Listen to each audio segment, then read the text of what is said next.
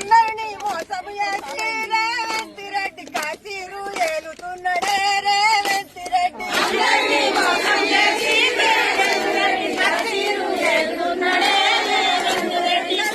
పింఛనని రేవంత్ రెడ్డి అందరినీ